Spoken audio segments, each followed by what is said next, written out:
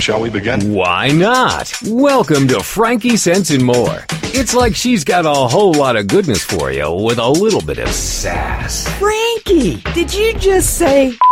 She sure did. Not to mention, along with... Whoops. Join us now as Frankie Picasso and her new co-host mix it up with authors, musicians, and interviews with world-changing people. Let's begin now. Okay, let's begin now, because it only makes sense. And welcome to FrankieSense and More. I am your host, Frankie Picasso, and I'm so glad that you have joined me today. Do we ever have a great show in store for you? If you're a fan, then you already know that FrankieSense is aligned with the United Nations Global Goals Initiative. It's a 17-point plan to end poverty, combat climate change, and fight injustice and inequality. Nothing better than that. The global goals are the biggest attempt in history of the human race to make the world a better place. And today, you will see how my two guests, Amanda Seyderhelm and Deborah Acker, fit into that model. But first, a feel-good story to demonstrate how one man changed the world when he got the call. As you know, changing the world is something that is near and dear to my heart. But changing the world doesn't have to mean the whole world, maybe just one person's world. And this is just what 28-year-old Eugene Yoon did when he made what he calls the craziest decision of his life. He remembers just looking up at the sky and saying, God, are you sure about this? Because I'm pretty happy right now. Like many of us, when we hear the call, we pretend we didn't. We try to go about our business, but trust me, I know. The universe knows where we live. And it knocked on his door again and again. He tried to reject it for 2 months because it was just too outlandish a thought. What happened was Eugene felt that he was called to do a really big random act of kindness. He didn't know who he was supposed to help. All he knew was that he was going to help someone, and it had to be life-altering. And then he saw a video. There's a video of a guy he'd never met. His name was Arthur Renowitsky. He's a paraplegic. He was wearing this T-shirt with these big bold letters, I will walk again. After being mugged, shot, and paralyzed 8 years ago, Arthur vowed that he would walk again someday. And when Eugene saw the video, he called Arthur immediately. He said he wasn't going to give up until I was walking again. And that, Arthur said it was incredible. So Eugene, who is not a doctor, he actually has a film degree. He said, what makes you wonder, how are you going to help make Arthur walk again? He goes, that's the part. I've got no idea. It's so cool. So eventually, he learned about exoskeleton device that can help some people walk, but it costs $80,000. So to pay for it, Eugene actually quit his job at a research company in Northern California. He decided to hike from the Mexican-California border to Canada. And along the way, he posted videos of his adventure. He asked people to donate on social media until he got to about mid-Washington state. And that's when Eugene learned that he had reached his fundraising goal. So how cool is that? Quit his job, went into debt, helped this guy get back on his feet. Not something that people do every day. Eugene really felt committed to making a difference in someone's life. And when he heeded that call, he had no idea how that would work out for him. But it did. And when he said when he first saw Arthur walk, like he had tears in his eyes. The two are close. They call each other brother now. And I just think that's an amazing story. As I stated, I've also got two incredible ladies as my guests today. And they both help other people. Amanda hails from across the pond, where she has several roles as artist, author, and certified play therapist with her business, Helping Children Smile Again, which she set up in 2014. She provides play therapy and creative art services to children and their families in the East Midlands. She lives in the UK. And her therapy service provides primary school-age children with positive outcomes in the recovery from loss and trauma.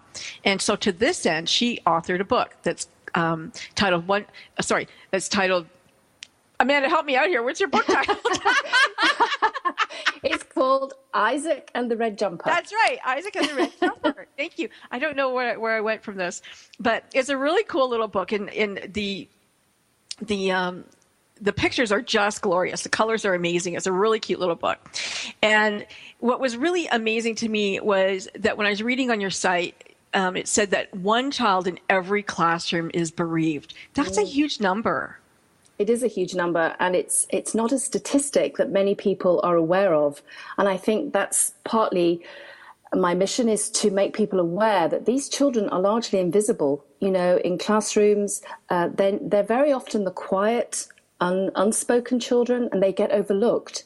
So, yeah, it's a huge number of children who carry that loss around all day with them and really have no one to talk to about it.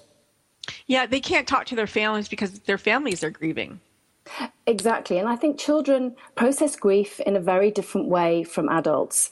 Adults generally, you know, talk about things. They like to talk things out, whereas children don't. They find it quite confrontational, and they don't want to burden their family with their fears and their anxieties, so they keep them inside. And, you know, that's where the problems start, really, as we know when we keep things locked in, they have a habit of leaking out in all the wrong places. Right. And so what would you do as a play therapist? What would you do with these kids? How would they demonstrate? Well, yeah, the purpose of play therapy is to give children a safe space in which they can literally play out their anxieties and their feelings, generally through playing with toys. So they might draw a picture, they'll, you know, beat a drum, make some clay objects. They tell their story through objects, and they make stories in the sand. They draw lots of pictures. So by paying attention to what they do and how they do it, the colors they might use, the textures, gives me an insight into their inner life and their feelings. Okay. So how long might you work with a child?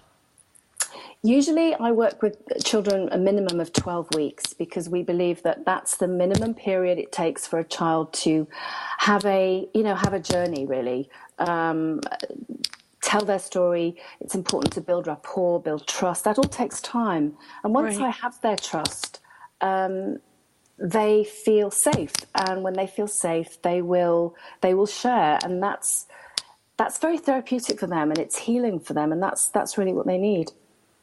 Excellent work. So in the book, I was very surprised because in your book, you've got two characters, and they're both male, and they knit. and you know, not to say there's anything wrong with it. You knit, nothing wrong with it. It was a little surprising, though. Yeah. And he lost his best friend, and you know, who he knit with, and then all the colors in the world went away, and his red jumper turned, and that's a sweater for the people over here, turned gray. Yes. No more color in his life. How did you come to choose those two characters? Oh, you know, Frankie, I wish I could come up with some really clever, witty response to this question. But the truth is, the characters came to me. The story came to me in a dream. Yeah, I was not prepared for it. I had no intention of writing children's books. I thought I was going to write adult fiction. And the story literally came to me in a dream one night. And I woke up with Isaac, the character of Isaac, in my head, and I literally grabbed my notebook, scribbled the whole story down, went back to sleep, and in the morning I said to my husband, I think I've written a book. And he said, what do you mean? I said, well, I've written this story. And it was literally pretty much the whole story of Isaac and the Red Jumper, how they knitted together. And the knitting is really again a metaphor for joining forces, knitting together people in terms of friendship, love, connection, finding those connections. And people have commented on the whole knitting. I bet they do. Part of the pun, the strand of the story. But in fact, here, I don't know about in the States, but here, children of both genders are encouraged to knit as a creative practice, and little knitting groups are quite popular now. Okay. So yeah, it's one of the curiosities of the creative process, really, that Isaac and Freddie do knit together. Yeah. Oh, wow. Now I love it. It's really cute. Do you, I was just thinking about you have another book, you have an adult book that you did write. And you had ovarian cancer in your 40s, you said. Yes. And thank goodness that it was a disease that was diagnosed early. And it's funny because I'm in my late 50s, and I just went to for a PAP, and my doctor says that in the infinite wisdom of our healthcare, they've decided that now women are going to go every 3 years. And so there's going to be a lot of people falling through the cracks, and they're not going to be caught as soon. So, you know, she said, you can go to private. private healthcare and get yours every 18 months or something, which makes a lot of sense because I'm actually in the group that's bound to get it right now. So thank goodness, because you can literally go from a diagnosis to death in a couple of weeks. Oh, absolutely. And this is one of the issues I have about ovarian cancer. It's very often diagnosed too late.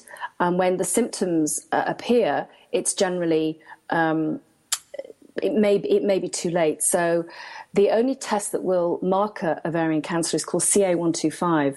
And if you're concerned at all about symptoms, that's the test to get. That's the blood test to get, which will highlight it. I was really lucky. Mine was caught literally the day before my 40th birthday. I'd had an IVF scan, and it was the IVF scan that saved my life. Because that revealed the cancer. So if I hadn't had that scan, I probably wouldn't be talking to you right now. Yeah. So you said you wrote that writing Coming to My Senses and was really the impetus for you to become a play therapist. Yes, it was really. In fact, writing Isaac and the Red Jumper was the first signpost for that, really, because I think writing that pretty much the year before I was diagnosed was kind of a premonition of some of the issues I would face in terms of looking at my own mortality, and provided an early introduction to some of the healing I would do. And I painted a lot. I did art therapy, and I think writing Coming to My Senses enabled me to make sense of my next step, my new direction in life, which was to train as a play therapist and to work with children. So really, in a way, Isaac was my first client, if you like. He was the model for that, and I knew then that although I wasn't going to have children of my own, I was in fact going to work and make it my life's work to work with children, which is what I'm doing. Excellent. We're about to go to a break. I don't want anyone to go anywhere because we're going to come back and we're going to hear a lot more about a lot of things. I promise you that. So stick around and don't go anywhere, like I said, because we're going to come back and talk to Amanda. We're going to talk to Deborah, and we're going to find out about some really cool stuff. Don't go away. Here we go to break.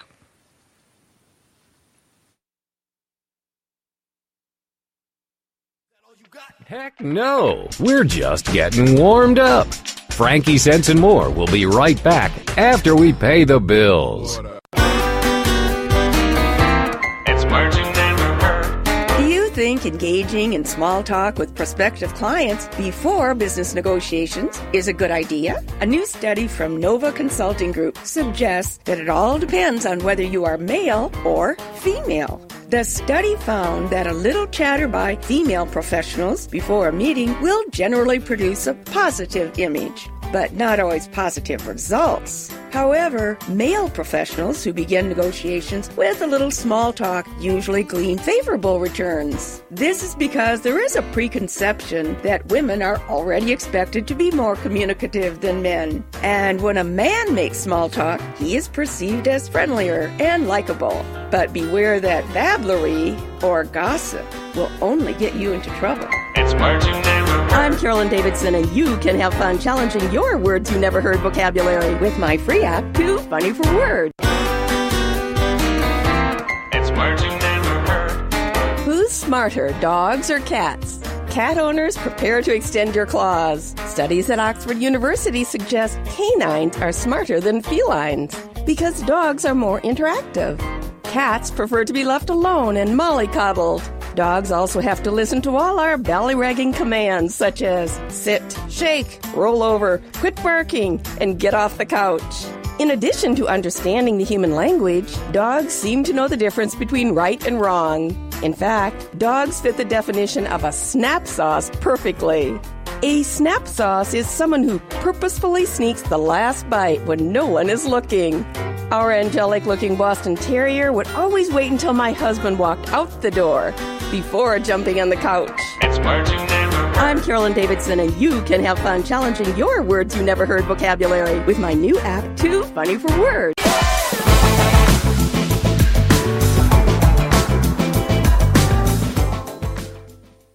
And we're back with Amanda Seyderhelm. We're back with Deborah Acker. I'm your host, Frankie Picasso. Welcome again to FrankieSense and More. And we've been speaking to Amanda about her role as a play therapist, about the early cancer diagnosis that she had, thank God. And so she's been clear for 14 years or more. And about the books that she wrote, Coming to My Senses and Isaac and the Red Jumper. What was Coming to My Senses about?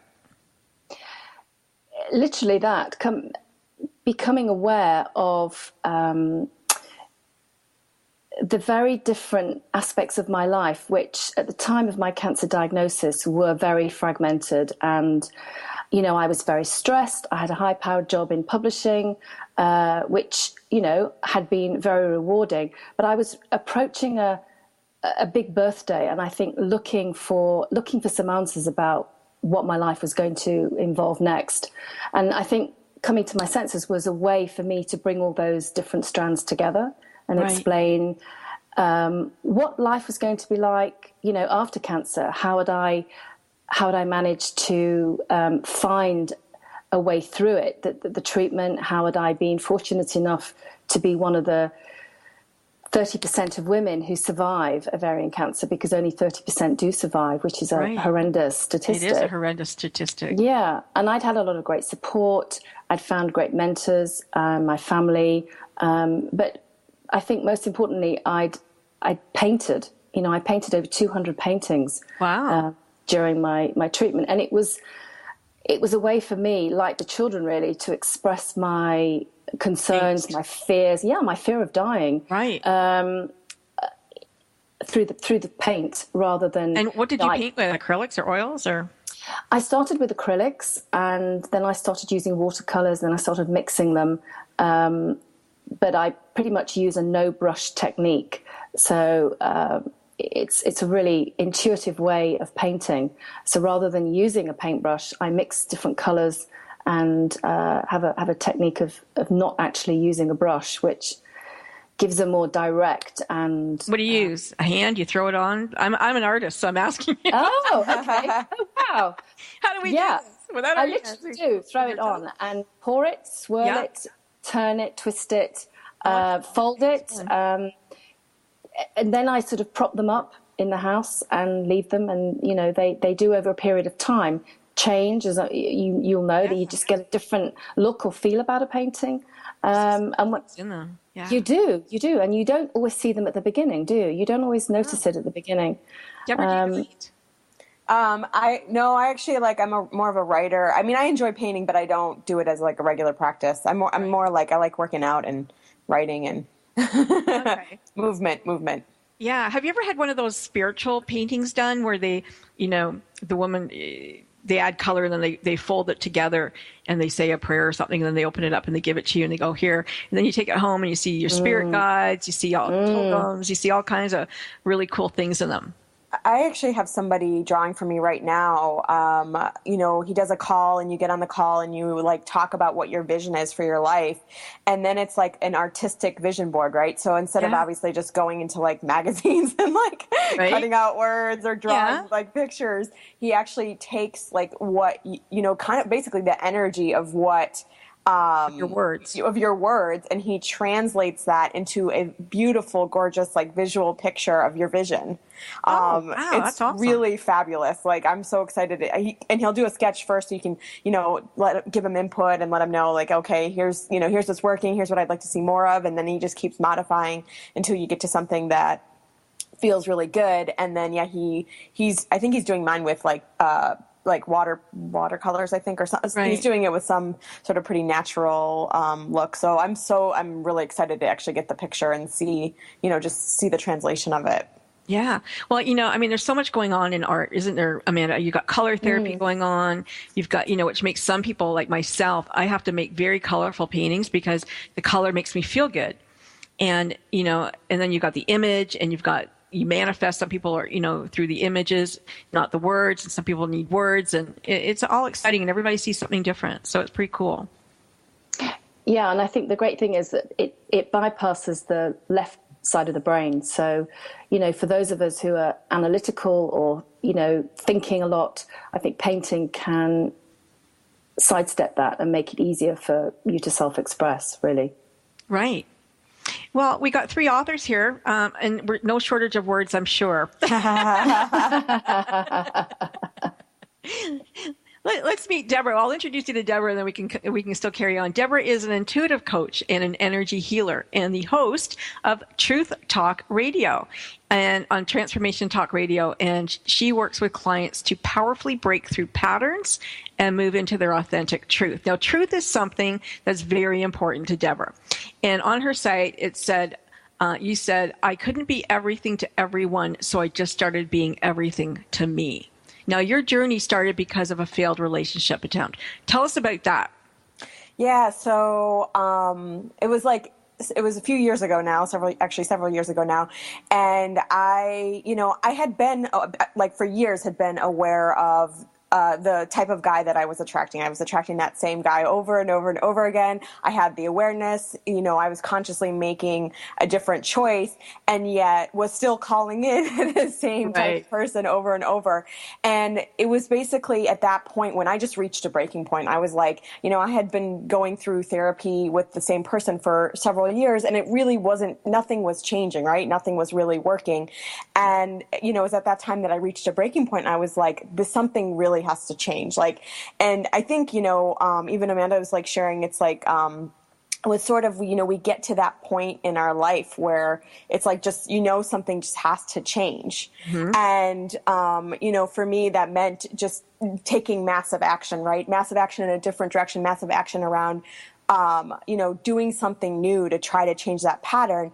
And, through, the impetus of my journey, and as I've gone through this journey, because I had felt the pain of that relationship pattern so many times, mm-hmm. I went on this quest to determine, how do you undo, because I believe patterns are energy, and Amanda's talking about the impact, that different situations have on us in childhood, right? Yeah. And, so I believe that there is a moment in childhood that, it may even seem like something really simple, right? It might just be a time when a parent said no to you, but mm-hmm. I believe that time in childhood we take on, that holds a lot of energy, right? Mm-hmm. And we end up storing that energy, that emotion, that feeling in our body. And then, if we don't get the opportunity to say what it is that little child needed to say in that moment, then we end up playing out those patterns in everyday life.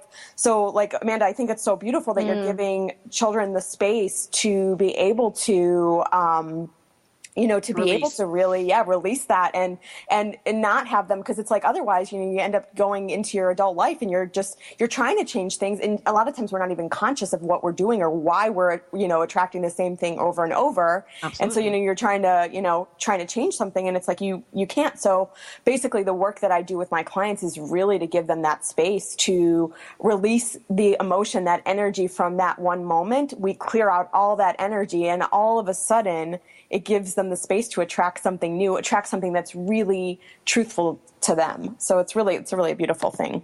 So truth is not the truth. Truth is not, because I could say, I think that this is my truth, but it's not the truth. It's the persona that I wear. Truth. Yeah, absolutely. Not the real truth.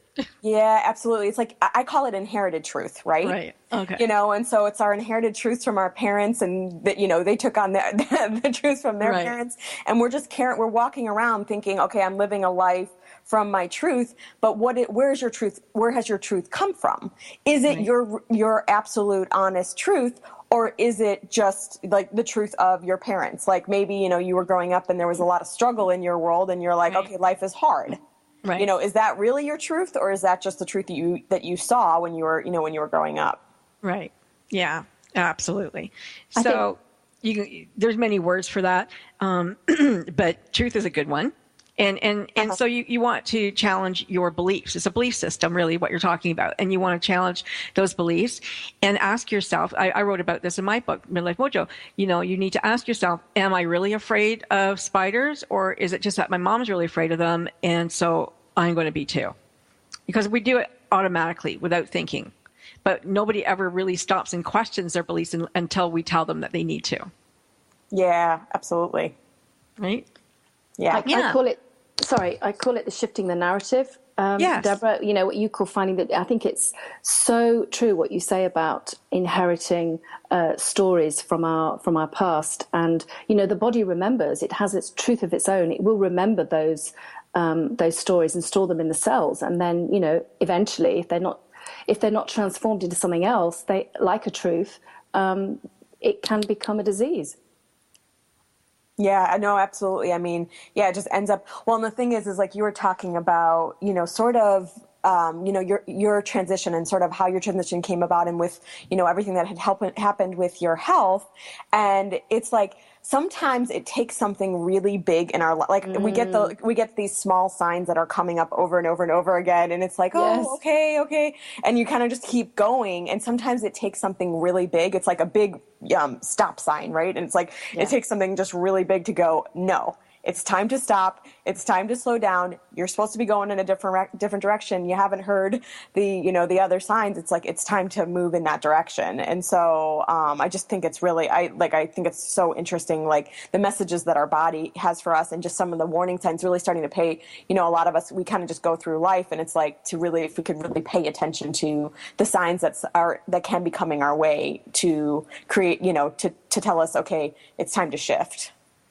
Absolutely. I mean, I wish I'd known you all those years ago, Deborah. It would have saved me so much trouble. She wasn't alive then.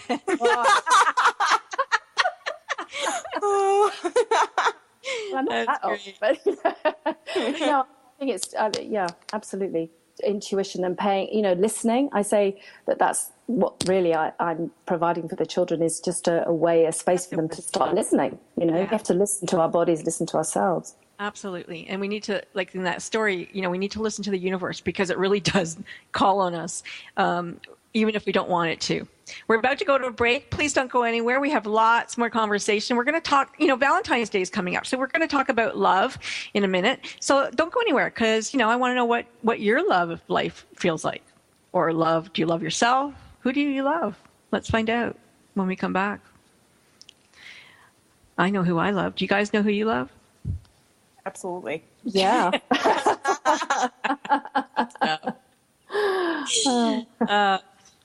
I love this show. Right, Karina? How long have you been doing this show, Frankie? No, we're just getting warmed up. FrankieSense and more will be right back after we pay the bills.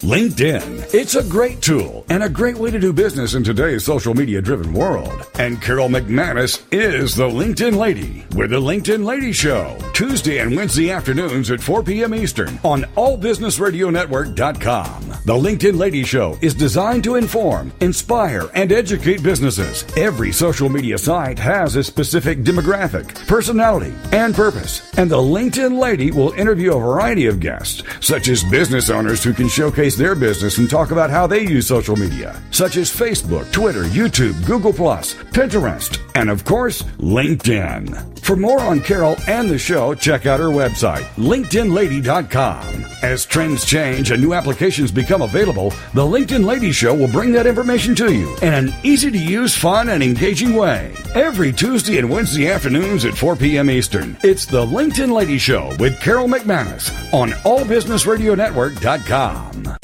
It's the Fitness Minute with fitness expert Annette Hammond. Pediatrics published a study that said by following 3 easy, healthy habits, we can lower the risk of childhood obesity.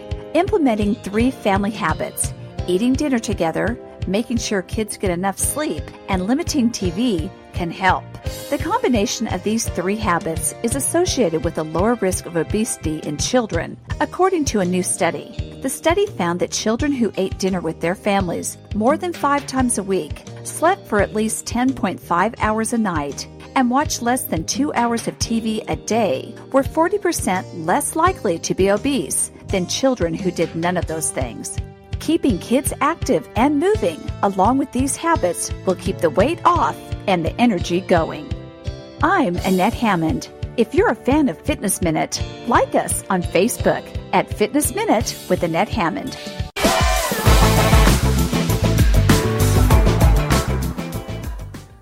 And welcome back to FrankieSense and More. I'm your host, Frankie Picasso, and I'm so glad that you stuck around. So we're going to talk about love. Now, Deborah, you're doing an experiment called the Truth Experiment in dating. What is all this about? Yeah. So super fun. I'm so loving it, right? But, obviously my whole journey's been around living from truth, right? And what that really, really looks like. And so it's interesting because, I just really wanted to really begin practicing. Like, I think we as women, especially, it's a strong pattern in women where we tend to put tend to kind of put our focus on the other person and making that person happy. And so our centering point is always kind of not us. It's like, it's someone else, right? And so when I'm going on dates now, it's that recentering back into me. It's the re-looking at me. And it's like, okay, in this situation, how can I be true to myself? How can I really honor myself and not being about just kind of saying something to be like, I guess like liked by them or to like just sort of to get along and actually really like, what is that focus? How can I really focus on my truth? What is my truth in this moment? And how can I share that with this person in a way that you're trying to be really authentic in your conversation with this person instead of being polite. Right, instead of being polite or just kind of tiptoeing around. So how is that working for you? Yeah, it's been interesting because it was so funny because I actually said on a date not that long ago, I don't know if I said like, how do you know I'm not operating an experiment here or something? He laughed and I kind of laughed about it because I was like, oh my God, it's the total truth. I put it out there. But it's going really, really well because it's like I went on this one date and I left the date. Like, it was so funny. At the end of the date, like, I knew that, like, we weren't really going to go out again, but it was kind of just like, I left the date and I'm like, oh my God, I had so much fun. And what I didn't say to him is the thought was, I had so much fun with myself. Like, it was that, like, falling in love with me, right? And just having that time and just really enjoying, like, that time that I had with me where I was being me and I was owning who I was. So it was just funny because I'm like, oh my God, I had so much fun. Like, it was like, and I just left out the little last piece. Yeah, it was fantastic. It was really fantastic. Well, I wrote a book about relationships. It's called No Bull Allowed. And and we talk about, it's actually based on song titles. So like 38 song titles. And because I thought everything had been written about love in song. So it was like beginnings, middles, and ends of relationships. And kind of like you said at the beginning, how not to attract the same person again, if that's your pattern. But it's interesting because there is a fine line between being yourself, being authentic, and then just being rude or obnoxious, or fighting, right? Like you could have a fight just to have one because, I'm just going to be me. I'm just going to say what I want. I mean, we can't always say what we want. We can say it in a nice way. And sometimes it's better not to say it at all because it's just going to cause an argument. Right? Yeah. I mean, I think there's some level of like knowing your audience. It's like, if you're going to say something and you're going to end up getting attacked for saying it, it's not necessarily that everything needs to be about being received, but it is definitely about, like, is this, like, first of all, what type of relationship do you want to have with this person, right? So, like, if you're going to say something and you're going to get attacked and you know that this person isn't going to be in a long-term relationship, you're not going to be in a long-term relationship with them, whether it's, like, friendship or relationship, like, it's not necessarily maybe worth having that conversation. So it's really all about feeling into, okay, what does that look like? And really, like, it's like, okay, it may not, like, do I want to have the type of relationship where I am vulnerable, where I am open, where I am communicating? So it's definitely always, for me, it's kind of that line that, that I'm writing. But I do really, the focus really has become, it's like, okay, like to recenter in myself. Because I do know from like old patterns, it was definitely all about sort of just like, okay, they want to do this and this is what they need. And I totally wasn't in touch with what was important to me and what I needed. Right. So I've always been, I'm very easygoing. So, when somebody says, do you want to do this? I'll always say yes, unless I don't want to do it. So it's like, okay. And people thought, oh, well, you're just too easy. It's not that I'm easy. It's that it doesn't matter to me. When it matters to me, I will let you know. And then we won't do it, And that's just me being authentic. I mean, we're all different, right? Yeah, but it is very easy to comply because you want them to like you. And, oh, do you watch football? Yeah, I love football. Yeah. No, I don't ever want to watch it. So you have to be honest with them. You have to be careful to be honest. Yeah. Well, I did get that question recently, and it was interesting because I noticed what I did with it, right? Which was initially to go, yeah, like I enjoy watching it, and then I kind of like self-corrected in the middle of like saying that I was like, like I can get into it if somebody that I know is watching it, but I don't choose to watch it. So it kind of like it was like that noticing, okay, here's what I did with this, and like, okay, wait, what's really, really truthful for me? Because you saw yourself fast forward into weekends of sitting there watching. Yeah, I was like, let me be specific. Let me clear this up for you. Yeah, we're not going to be watching football. Yeah, exactly. Yeah. Well, and that's really good. I mean, it's beautiful to be authentic, and you need to know yourself, and like you said, know your audience and know where you want to go with this person. I used to, when I was single, I used to meet in bookstores, like a big Chapters, or I don't know what they have in England there. But it'd be like a really big bookstore, and you could wander around, and they'd have all kinds of things in a coffee shop in there, because I like to read. And I couldn't imagine myself with somebody who actually didn't read, or know things, because that's where it was really important to me. And I'd go, oh, I read this, and I read this, and I read that too. And I interviewed that person. And I could walk around. And actually, my husband today, he hadn't read one book. He's read one book in his whole life, I think, but I was going to say that it gets you into the question, like, it's like, when you're thinking about your partner, right? Because you ended up picking a partner. Here it was like, this was like something that was important to you. And then you ended up picking a partner who was like, what? In the end, it was like, there was other attributes that he had.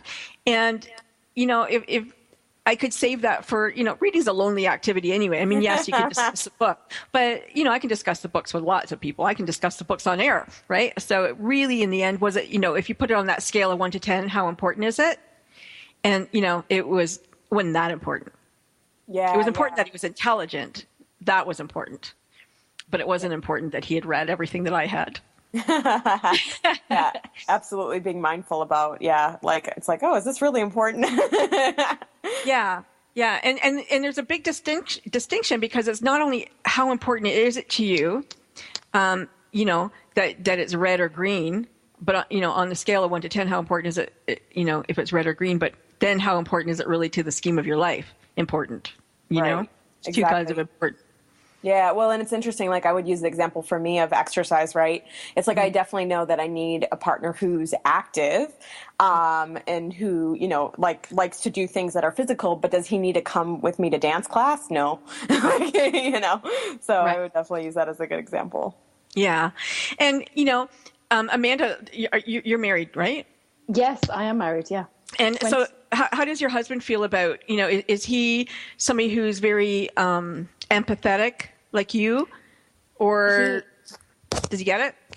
Oh, he gets it, but we're very different. So I'm all about, the sharing, the talking, the connection, and he's much more private. He allows me that space to go and do all of that.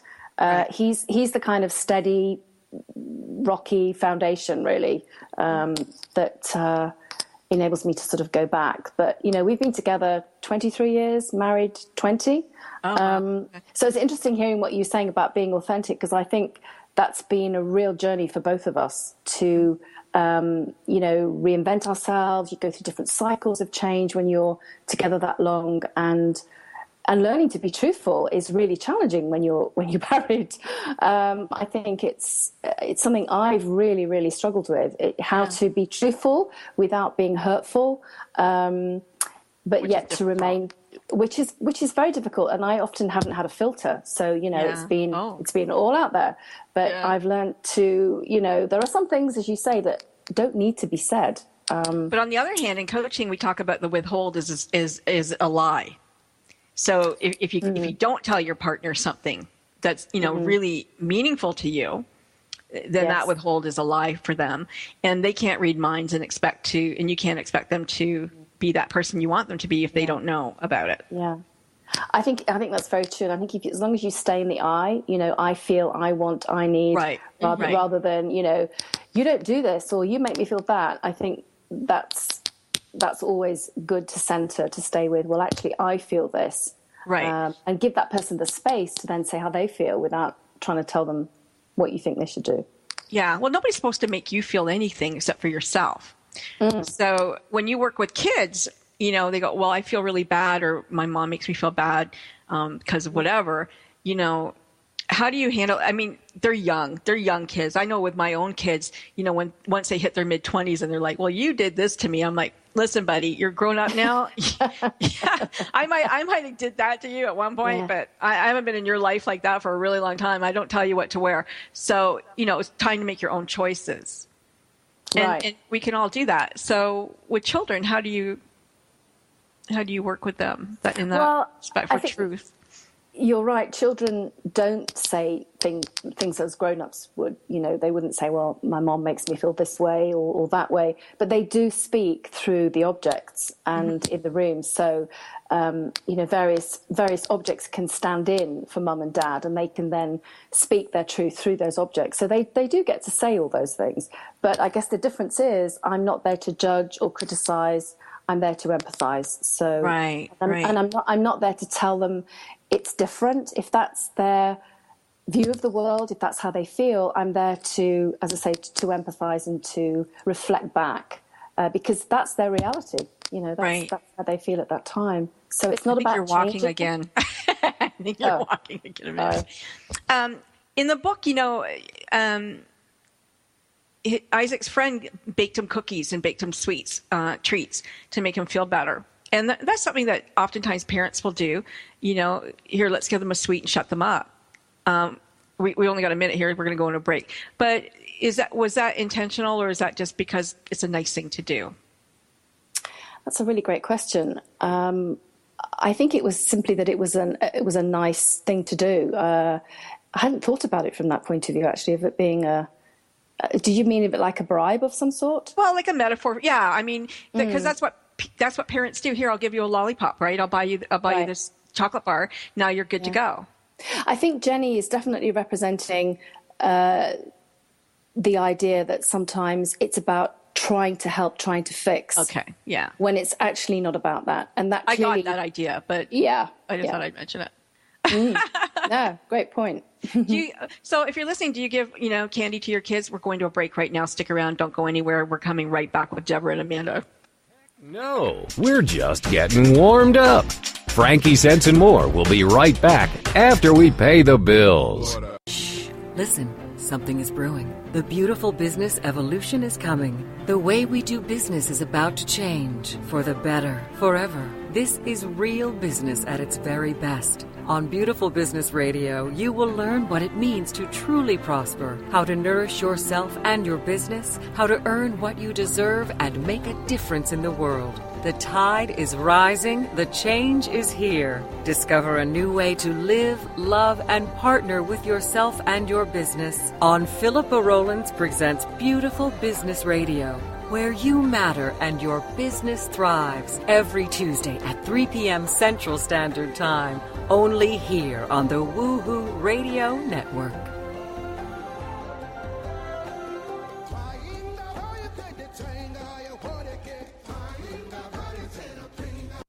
It's the Fitness Minute with fitness expert Annette Hammond. Stress can affect your health and lead to depression, diabetes, hair loss, and obesity, just to name a few. Harvard Medical School says that if stress persists, the adrenal glands release a hormone called cortisol, and cortisol increases appetite and may also ramp up motivation in general, including the motivation to eat. Once a stressful episode is over, cortisol levels should fall. But if the stress doesn't go away, or if a person's stress response gets stuck in the on position, cortisol may stay elevated. This hormone could lead to overeating and weight gain.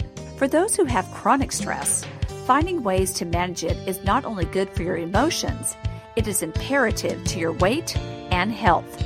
Exercise and activity is your best defense for releasing stress. For the Fitness Minute, I'm Annette Hammond.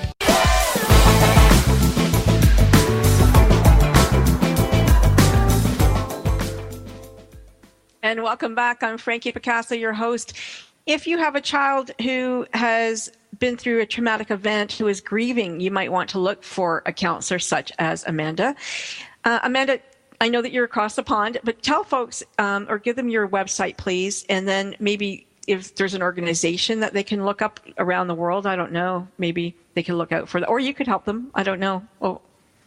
Yes, the URL for my website is helpingchildrensmileagain.com, and you can find details there on my site about organizations who might help if you're grieving. Certainly here, there's an organization called Treetops Hospice. I donate 10% of all my royalties from my book, Isaac and the Red Jumper, to that organization. They provide bereavement support. And, you know, I think it's important to find the right person at the right time. Sometimes it takes children longer to work with someone like me. You know, they're not always ready as soon as they've had a recent bereavement. It can take weeks or months even. Mm-hmm. But the signs to pay attention to are: is your child sleeping? Are they eating? Are they hiding? Are they remaining sort of uncommunicative? Those are always the signs when it's a good idea to get a play therapist involved who can give them that space to express themselves. I was looking up sand therapy the other day because I thought, gee, I would like to do that. That looks like a lot of fun. Yeah, sand play therapy is amazing because it really is literally you are creating a world in the sand. It's an extraordinary process. Yeah, I would highly recommend it for adults. Great well, no, I meant to offer it, because it'd be fun to be the counselor with that. But I thought that looked great. And Deborah, your website is deboraacker.com, and it's DEBORAH. Yes. ACKER. Yes. And if you're looking to find your own truth, if you're looking for coaching and to transform your life and change, there's someone that you can contact to do that. Awesome. So it's Valentine's Day. What are you guys going to buy your partners? What are you going to get? Any ideas?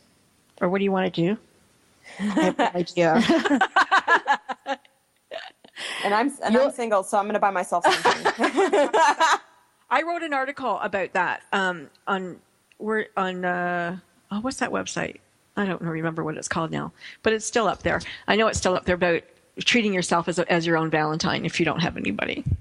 Yeah. It's well, and I think that it's like an unnatural pressure that comes around this holiday. Cause it's like, I wrote a blog post about this week, which is like, sort of like we can always be in love, right? We can always be choosing love. We can always be focused on love. So it doesn't have to be just this like one time a year for a couple of weeks, right? And so, yeah. I had that conversation with my husband the other day, actually, because I said to him, he wanted to excommunicate his brother because of his political views on Facebook.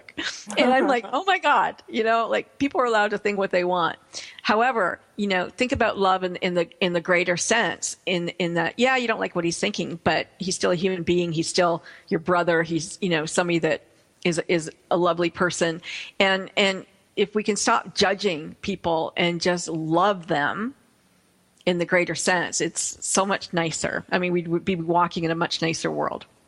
And just having compassion for them, right? It's like, I always say it's like, this is a good example. Like when we're like, when you're driving and the person the person in front of you, because maybe you're following them, like if they do something that's a little bit like where you're like, we're with anyone else, you might have some choice words right. for them.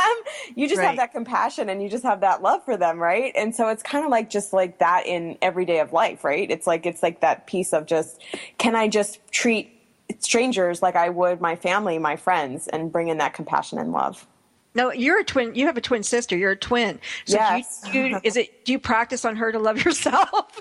Oh, well, I chose that relationship specifically. It's a relationship about choosing love because we could not be farther, like we're night and day. And so we could not be more farther, and so it really is a wonderful, beautiful, amazing reminder of, okay, how can I bring in more love in this moment? So, I'm very grateful for that relationship. That's funny. What are you going to do, Amanda? Is it big over there? Is Valentine's Day a big deal? It's huge. It's everywhere. It starts literally mid-January and goes right up until Valentine's. Yeah, it's huge. But I think you make a really good point, Deborah. I think it's about loving yourself and each other, the other 364 days of the year, not just on Valentine's, and sending, special messages or cards at any time, really, which is, what I try to do. So, yeah, I think every day is special. I go to bed later than my husband, and he gets up earlier than me. So we always have an email card or something waiting for the other every day. Oh, wow, that's wonderful. Yeah. And it's nice because, you wake up with a smile and he goes to bed with, a smile or whatever. And you know that you're thinking about them before you leave the home. And it's really nice. It's a nice touch and keeps you connected when you're not, Yeah. Because I think those endorphins come out when you have loving thoughts to your partner. It helps.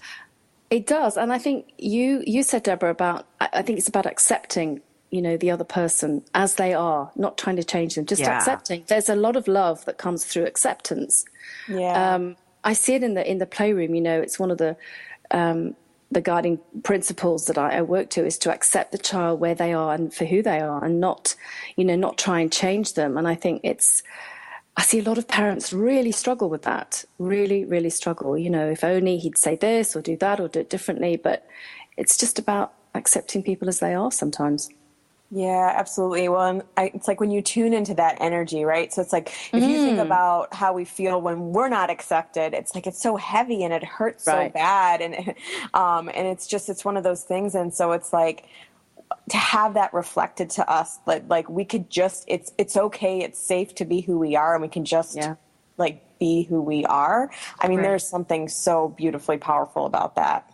It's what we're all trying to get back to. I mean, everybody who's in therapy right now is just trying to get back to being who they are, who they're supposed to be, who they were before all the garbage, before they got socialized, and all that stuff got imprinted in their subconscious. So really, we're all just trying to be us and love us for who we are. And that's why so many people, I think, have such a problem with self-love, because, that acceptance of self is so difficult because it's so difficult for other people because they're so judgmental. Yeah, that's so true. Yeah, well, and I think too, like as a piece of that, like for me, the way that I have really stepped into true presence, right, to be present in every moment, has been that release of all of the childhood feelings and emotions I had stored inside of me, right? And so as I release those, there's nowhere else I can be but here, right? I can't be in my past. I'm not in my future. I'm right here. And so it's just, there's something so powerful,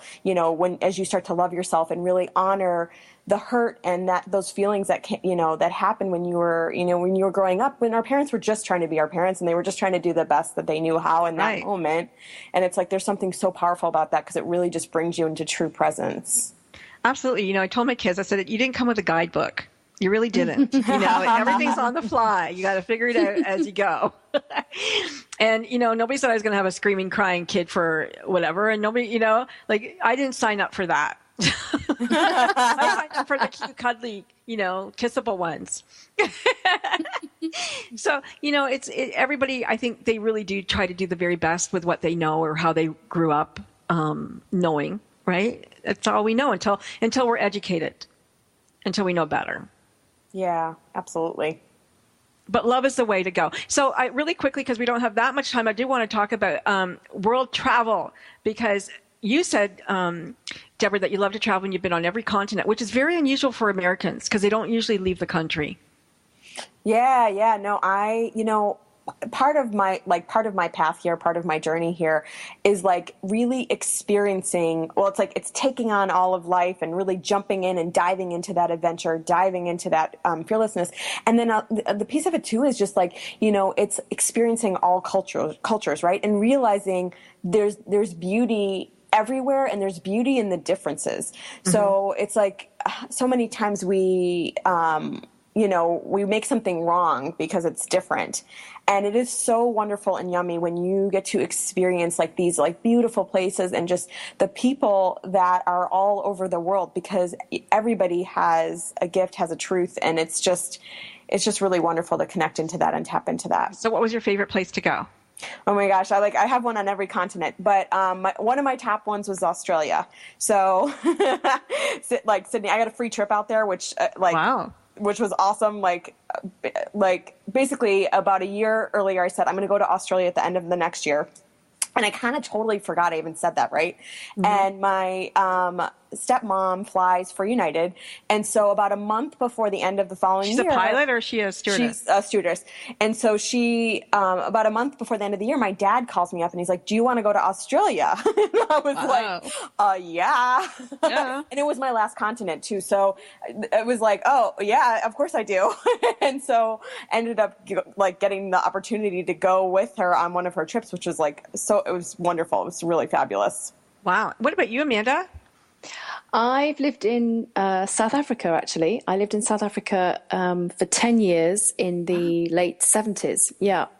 I was born in England, but went out to live there with my parents. My father was there on business. And it was a time of great upheaval and struggle at that time. But looking back, it was also, incredibly instructive for me to be exposed to that kind of regime, if you like. I learned a lot about equality and diversity and, seeing different cultures. It really was fascinating. Yeah, amazing place. I have a friend who lives in South Africa.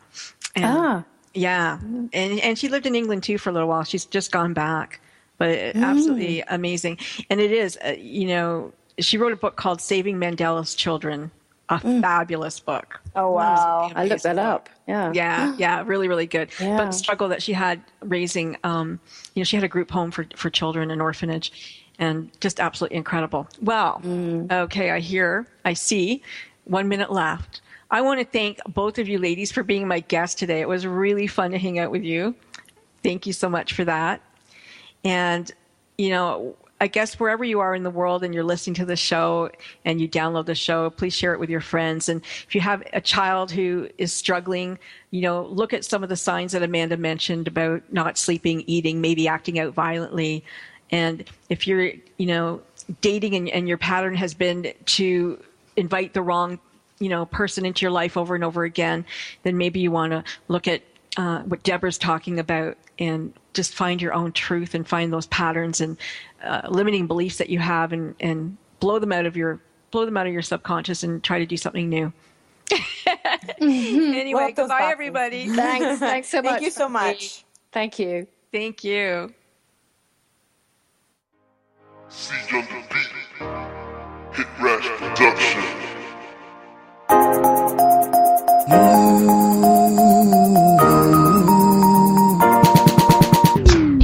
She not you, she the one with it turn.